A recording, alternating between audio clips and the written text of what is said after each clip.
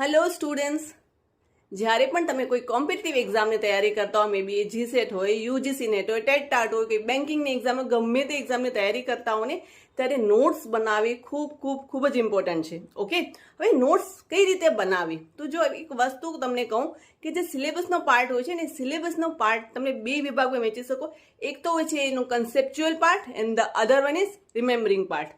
એટલે કે જે કોન્સેપ્ચ્યુઅલ પાર્ટ હોય છે એ તમારે સમજવો પડશે. ઓકે, એની નોટ્સ ના બનાવવાની હોય, બટ જે રિમેમ્બરિંગ પાર્ટ હોય, જે તમારે યાદ રાખવાનું હોય ને, એની ઓલવેઝ નોટ્સ બનાવી અને એ નોટ્સને રિપીટેડલી વાંચતા રહેશો ને તો તમારો જે માઇન્ડ છે ને એ બધી જ વસ્તુઓ યાદ રાખી લેશે. એની માટે તમારે કંઈ જ એફર્ટ નથી કરવા પડતો, તમારે માત્ર ને માત્ર એને સતત વાંચવું પડે છે. ઓકે, હવે આ વસ્તુમાં હું તમને સી રીતે હેલ્પફુલ થઈ શકું, બીકોઝ આ બધી જ વસ્તુ ઓલરેડી મેં તમને કન્સેપ્ચ્યુઅલ પાર્ટ કહો કે મેમરી પાર્ટ કહો, એ બધી જ વસ્તુ મેં તમને જે ક્લાસ જે છે જીસેટના એમાં મેં તમને કરાવેલું છે.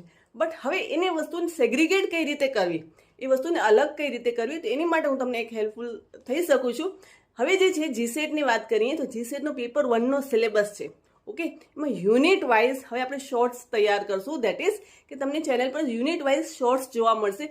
એમાં દરેક યુનિટમાં જે મેમરી પાર્ટ હોય છે ને, જે તમને યાદ રાખવો પડશે. ઓકે, એ દરેક પાર્ટના હું શોર્ટ્સ બનાવીશ અને એ યા તો તમે તમારી ફુરસદે સાંભળી લેજો અને યા તો એની નોટ્સ બનાવી લેવાની. સતત સાંભળતા રહેશો ને તો પણ વસ્તુ યાદ રહી જશે. ઓકે, તો હવે તમને થોડા સમયમાં જીસેટના પેપર 1ના યુનિટ વાઇઝ શોર્ટ્સ જોવા મળશે, જે તમારે યાદ રાખવાના હોય છે. એ બધો પાર્ટ હું ટ્રાય કરીશ કે આખો પાર્ટ યુનિટ વાઇઝ કવર કરી લો. So thank you so much students and keep watching.